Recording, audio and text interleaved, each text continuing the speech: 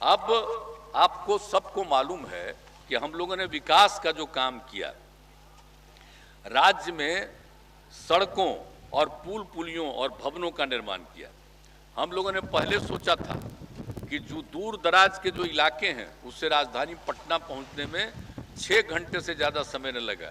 अब वो जब हो गया तो उसके बाद तय कर दिया हम लोगों ने कि अब 5 घंटे का करेंगे। इसके लिए और ज़्यादा सड़कों का निर्माण, पुल पुलियों का निर्माण, ये सब चलता रहा है।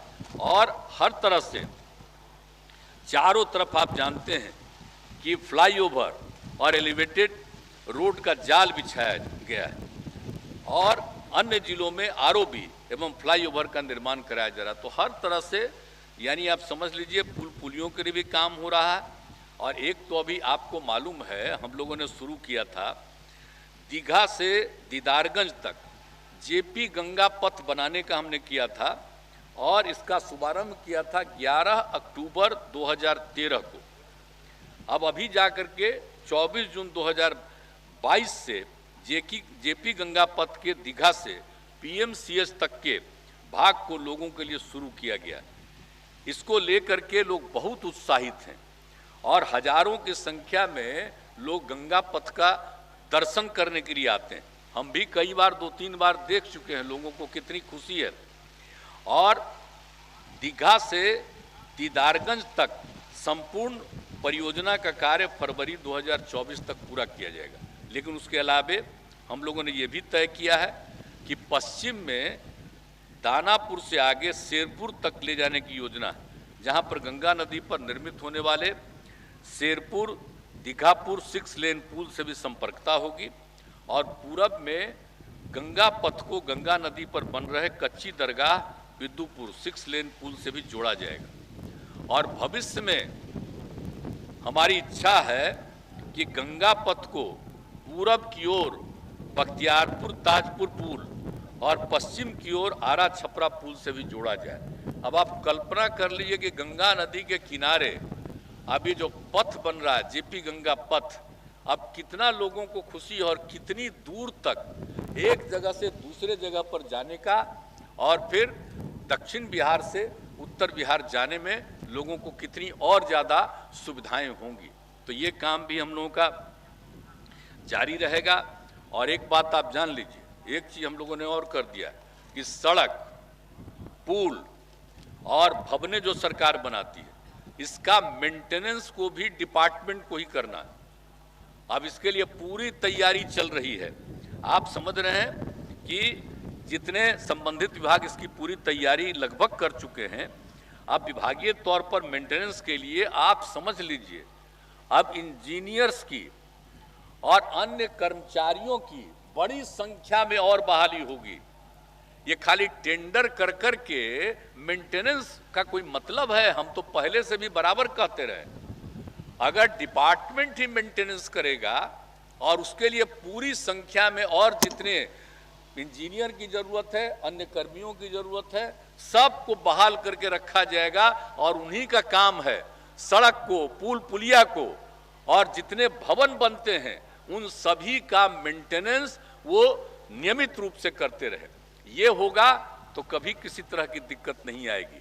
तो ये सब बिहार में ही कुछ काम होते रहता है, इसलिए समय समय पर आप लोगों के ध्यान में हम लोग ला लेते हैं।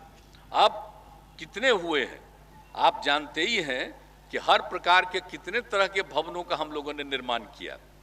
अब आप सामने ही देख लीजिए, सम्राट अशोक कन्वेंशन केंद्र, यही देख रहे हैं ना, सम्राट अशोक कन्वेंशन केंद्र, इसमें ज्ञान भवन सबसे पहला बना, बापू सभागार, सभ्यता द्वार पीछे, और हमने यहीं पर सम्राट अशोक की सांकेतिक सिंबॉलिक प्रतिमा लगाई है।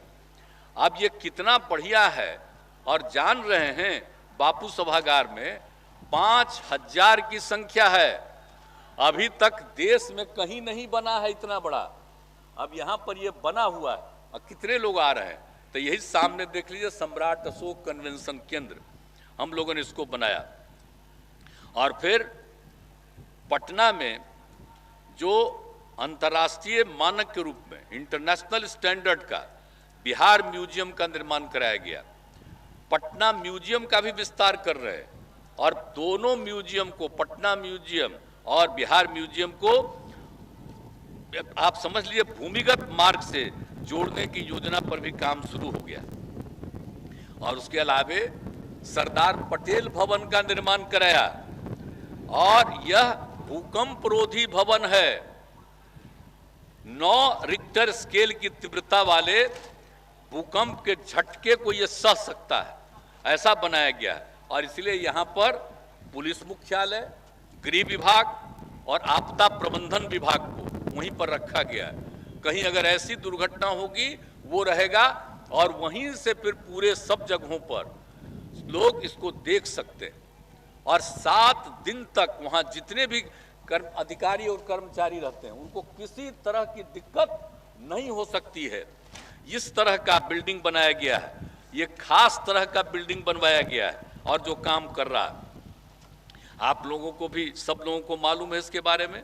और समझ लीजिए कि उसके पहले भी तो हम लोग 2012 में भी राजगीर में इंटरनेशनल कन्वेंशन सेंटर का निर्माण कराया और 2018 में हम लोगों ने बोधगया में महाबोधि सांस्कृतिक केंद्र का निर्माण शुरू किया गया और अभी हाल ही में 16 अप्रैल 2022 को उसका भी निर्माण पूरा हो गया। तो इस सब तरह से, और बाकी आप जानते हैं 1917 में जो बापू आए थे, राष्ट्रपिता महात्मा गांधी, चंपारण सत्याग्रह में, तो उनके बिहार आने की स्मृति में ही मोतिहारी और बेतिया में 2000 की क्षमता के चंपारण सभागार का निर्माण पूरा हो चुका है। और मुजफ्फरपुर में, चूंकि बापू आए थे और पटना से मुजफ्फरपुर से ही आगे गए थे, तो मुजफ्फरपुर में भी इसी तरह का सभागार का निर्माण चल रहा। इसके अलावे अन्य महत्वपूर्ण भवनों का निर्माण भी किया जा रहा, जिसमें आप जान लीजिए कि बुद्ध सम्यक दर्शन संग्रहालय वैशाली में बुद्ध स्मृति स्तूप बनाया जा रहा है। अब आप समझ लीजिए कि भगवान बुद्ध के अस्थि अवशेष इसमें रखे जाएंगे। ये अस्थि अवशेष वैशाली के पास मड स्तूप से खुदाई करके निकाले गए थे पहले, कई साल पहले, और वो वर्तमान में पटना म्यूजियम में रखा हुआ सुरक्षित तौर पर। ये बन जाएगा, वहाँ पर रहेगा। लोग कितनी बड़ी संख्या में उसको देखने जाएंगे। आप जानते हैं वैशाली का भी इसका कितना बड़ा संबंध है। और पूरे तौर पर हमारे जो यूथ हैं, इन सबको साइंस के बारे में नई जानकारी देने के लिए पटना में आधुनिक साइंस सिटी का निर्माण किया जा रहा है। और इसका नामकरण हम लोगों ने किया था APJ Abdul Kalam science city. उनका निधन हो गया था, उनका बिहार से बड़ा अच्छा संबंध था, आते रहते थे, राष्ट्रपति थे तब भी, राष्ट्रपति के बाद भी।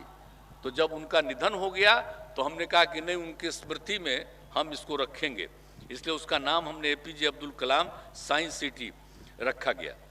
अब चंपारण सत्याग्रह शताब्दी समारोह की स्मृति में पटना में बापू टावर बन रहा है और उस बापू टावर का निर्माण जो कराया जा रहा है, इसमें राष्ट्रपिता महात्मा गांधी के जीवन एवं विचारों को प्रदर्शित किया जाएगा, ताकि नई पीढ़ी के लोगों को एक एक चीज बापू के बारे में मालूम हो जाए, कोई भूले नहीं। देश को जो आजाद कराया, नई पीढ़ी के लोगों को हर तरह से याद रहना चाहिए कि हमारे बापू ने क्या किया।